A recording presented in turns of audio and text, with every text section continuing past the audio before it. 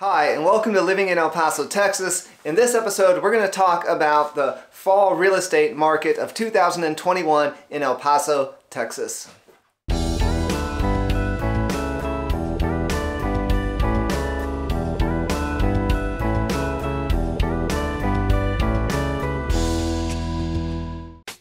Hi, and welcome to Living in El Paso, Texas. My name is John Pena, and in this episode, we're going to talk about the fall of 2021 real estate market in El Paso specifically, but also sort of more generally in the United States. And so, in a nutshell, the market is softening, meaning that the seller's market that we've all been experiencing, sellers been great for you, buyers not great, not so great for you. That is changing. The number of buyers in our market is simply diminishing a little bit, and so we're not seeing the craziness that we've seen over the last, almost year, quite honestly. So, for those of you though with a longer attention span, let's go ahead and jump into what the real estate market has been like. And I really love this stuff, quite honestly. I know that's weird to say, but I find it very interesting. And so I wanted to share some kind of more macro or big level information with you, and then talk specifically about the El Paso market. And so I'm going to put some slides up on the screen for you. So this is showing U.S. home sales over almost the last 10 years. And you can see that the number of homes that have sold in the last 10 years has risen consistently, right? And you can see the peaks and the valleys, right? And this coincides with the real estate market. Typically the summer is the most active time, so the summer months are where are those highest peaks, and then those valleys are typically in the winter.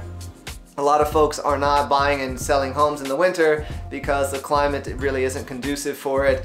Kids are right in the middle of the school year, and so that's what's happening there with those blue lines. But that orange line shows a pretty consistent increase in the number of homes being sold. Now, towards the right of the graph, you can see COVID, right? That's that pretty extreme dip, right? That is basically kind of showing April 2020, kind of right after COVID blew up on us. But then the interesting thing about this is that it immediately, everyone's going to freak out, right? So a lot of people put buying and selling on hold, which shows that dip. But then you can see that basically the housing market just absolutely took off, right? So you can see that it really peaked around August 2020. Then it did its consistent, normal, came down for last winter. And now, at the very end of the graph, sure enough, we're starting to see it rise again. However, the interesting thing about it is that the increase is showing a little bit of evidence of slowing down, right? There's not much of a change between this year and last year, right? So what that says is that the market is definitely suffering from low inventory. Home sales have been consistently very strong, and they remain very strong, but they're not quite as gangbusters as we saw after that COVID bump, right? We're showing signs of starting to maybe kind of even out a little bit, or dare I say, even slow down. And so an interesting thing is that the housing market really probably isn't going to slow down much, because we still have a housing shortage in our country. And so I suspect that if there was more inventory, more availability, we would still see, a lot of homes being sold. But that's another story. So let's take a look at this next one here. Okay. This is median home price. I love this one because, again, it shows essentially how the price of a home in our country has been consistently, gradually increasing, right? This is a good thing. We all want our homes to appreciate over time. Real estate, we see it as a very safe investment. It's a safe investment because it consistently gives us a return, right? And that's what that appreciation is. Now, interesting thing, if you look towards the right of the graph, you can see that little bit of a dip right? That coincides with COVID. Awesome thing about this, that little dip, this was not because I'm smart or a genius, it's just luck. That little dip, you know, May 2020, that's exactly when I bought my house. So I love that. But again, that wasn't some like genius insight. That's just, I wanted a house and we wanted to, you know, get out of another situation. So we lucked out. But the interesting thing is that after that little dip there in 2020, due to COVID, everybody kind of just being like, wait a second, it pretty much shot up, right? Prices shot up. Not so long ago, I did an article or an episode about how our housing market here in America is overpriced, right?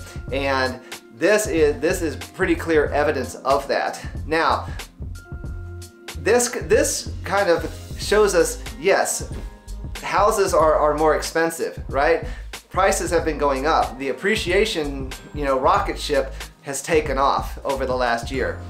However, if you start to look at the end of the graph, you can see that it's kind of starting to flatten out a little bit, right? It's coming down. The blue bars are starting to come down. Now that coincides a little bit with the season, but it does show that orange line, it's starting to flatten out a bit. So when I say that the real estate market is softening, this is what I'm alluding to, that home prices are slowing down just a little bit, right? And we are consistently seeing that in our market.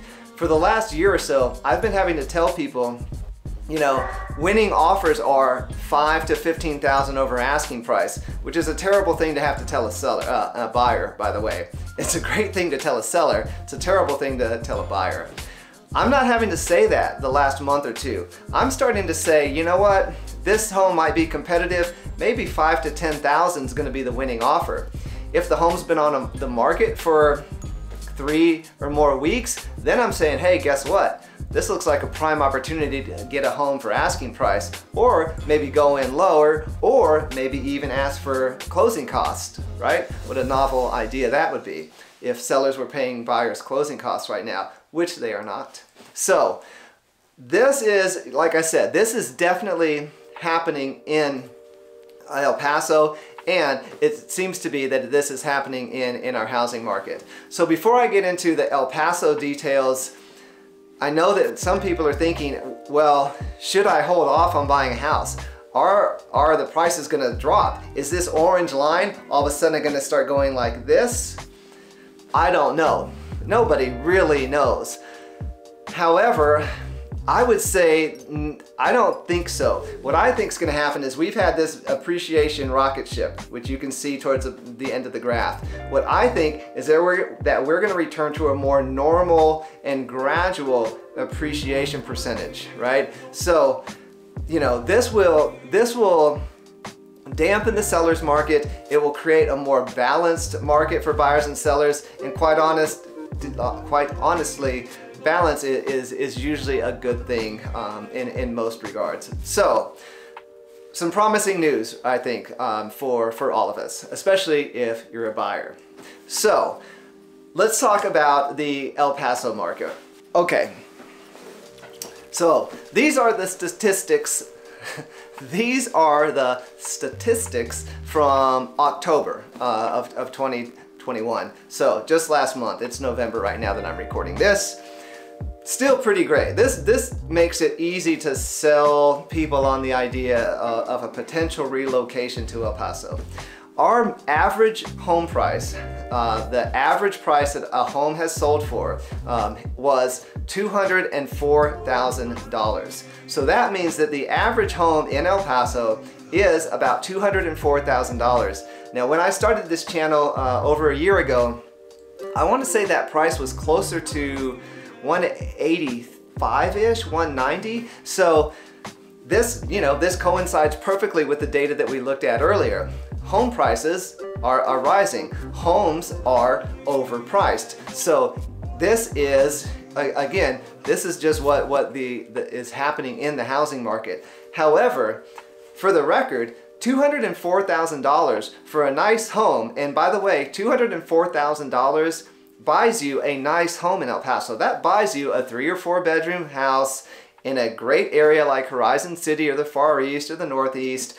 Maybe it doesn't get you into the west side yet, but that buys you in those, aforementioned areas a nice house, right? This is not some junky shack, down by the graveyard or the junkyard or something. This is a nice house for $204,000. Compared to other real estate markets, people still consistently come from other states like California, Washington, you name it, and they're utterly blown away by this number. So that, I dare say, is still pretty good. And if you own a home in El Paso, this is good too, because it means that, the value of your home is appreciating and increasing. So, you're building equity in an appreciating asset, which is awesome. 828 units were sold in October. That's down just a little bit over last year. So, not a bad number, right? We've remained consistent. Okay, active inventory. Last month, there were 1,425 homes that were actively for sale in El Paso. Now, that's down about 7.5% from last year. So that's definitely not a good thing. That's one of the contributors to a seller's market, right? Because there's two things that are needed for a seller's market. High demand, we definitely have that. There is no shortage of buyers here who are trying to get into homes, right? There's a lot of people moving here. There are potentially younger folks who are now in a financial position where they can afford and buy their first home, right? So we have the demand.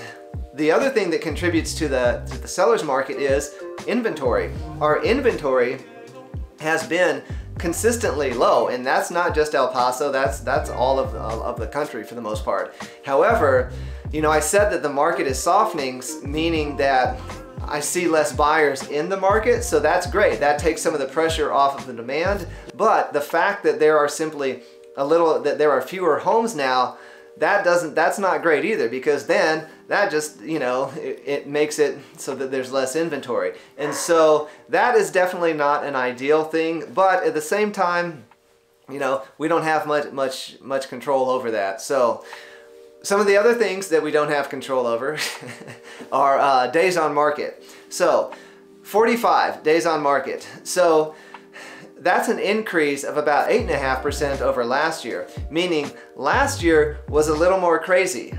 Last year, homes were coming up on the market and everybody was like, oh, I just found a home I love and I put my offer in, but they already accepted an offer, right? So that's slowing down. So that's a good sign if you're a buyer. It means that you've got a little more time to look at a home, decide if you want to make an offer. And for a seller, that's not really ideal because sellers love it when they put their house on the market and then 24 hours later they've got 5 offers. And so that is that does jive with my idea that the market is softening a bit right now. I love this one. If you've worked with me as your real estate agent, you know that one of the things that I like to talk about all the time is listing price per square foot.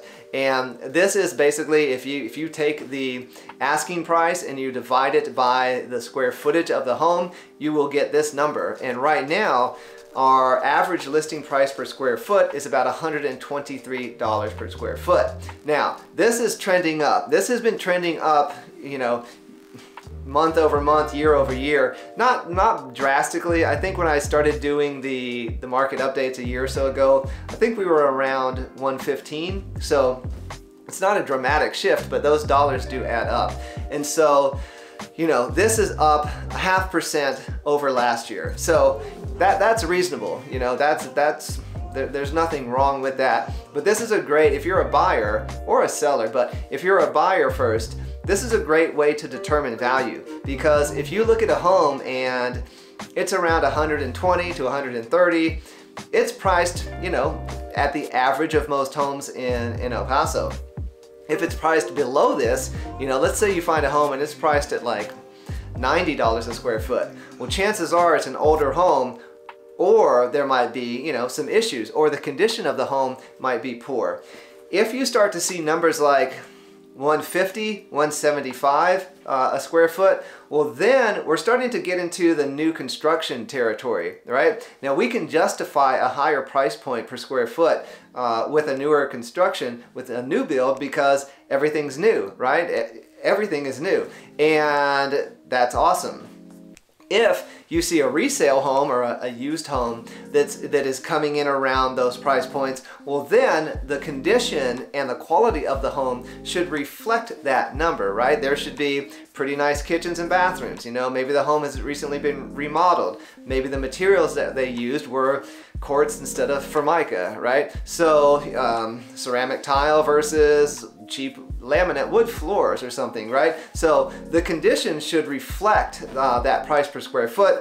Other things to keep in mind that can justify a higher price per square foot: location, views, value add assets like, say, a swimming pool, solar panels if they're paid off, things like that.